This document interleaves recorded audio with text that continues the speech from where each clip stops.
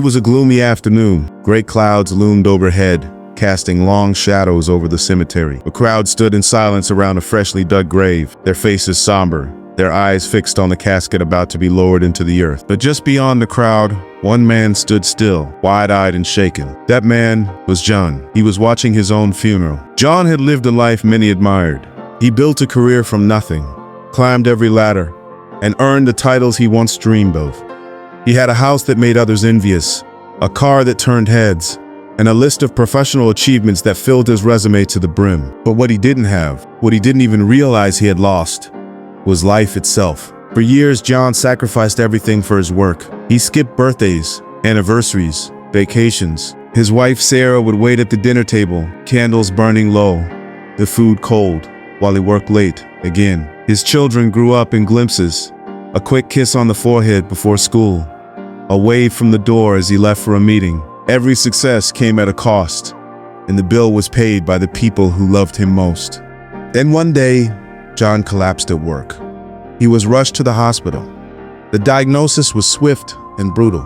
The doctor looked him in the eyes and said, "You have only a few months left." The words echoed in his mind like a death sentence. Everything he'd worked for suddenly felt meaningless. But then, something unexplainable happened. John found himself standing in that cemetery, watching people mourn his death. He wasn't dead. At least, not in the way we understand it. It was as if time had paused to give him one final look at the legacy he was leaving behind. People spoke at his funeral. Some said nice things about his career, his discipline, his drive. "He was always the hardest worker in the room," said one. "He was dedicated, never took a day off," said another. But there was something missing. No one talked about his kindness. No one mentioned how he made them feel. There were no stories of shared laughter, no memories of joy or love. He saw Sarah, his wife, standing silently. Her eyes were full of tears, not just of grief, but of regret. She whispered softly, "You were here, but you were never really with us." She placed a rose on his casket and walked away. In that moment, John felt something shatter inside.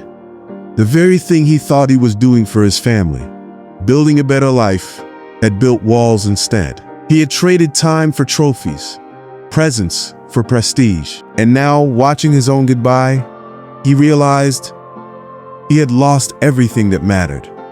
Then, just as suddenly as it began, everything faded to black. John gasped for air. He was back, alive, in his hospital bed. Beeping monitors surrounded him. He looked around, dazed. The funeral had vanished. It had been a vision, a warning, a second chance. With trembling hands, he reached for his phone and dialed Sarah's number. When she picked up, he didn't hesitate.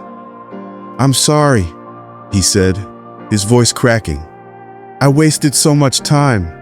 Can we start again? Can I still be the man you and the kids deserve?"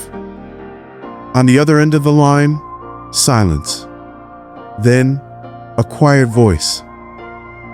He didn't just slow down. He redefined what success meant. He spent his mornings making breakfast for his kids, walked with Sarah in the evenings, called his friends just to ask how they were doing. He turned down promotions. He turned up at school recitals. He laughed more, worked less, and lived fully. He wasn't perfect, but he was present. John had attended his own funeral, and he'd learned a powerful lesson. When your time is up, people won't remember how hard you worked. They'll remember how deeply you loved, how often you were there, how you made them feel. So, ask yourself, if you could attend your own funeral, would you be proud of the life you're living? Don't wait until it's too late. Don't wait for the wake-up call. Start living now, because life is happening, whether you're paying attention or not.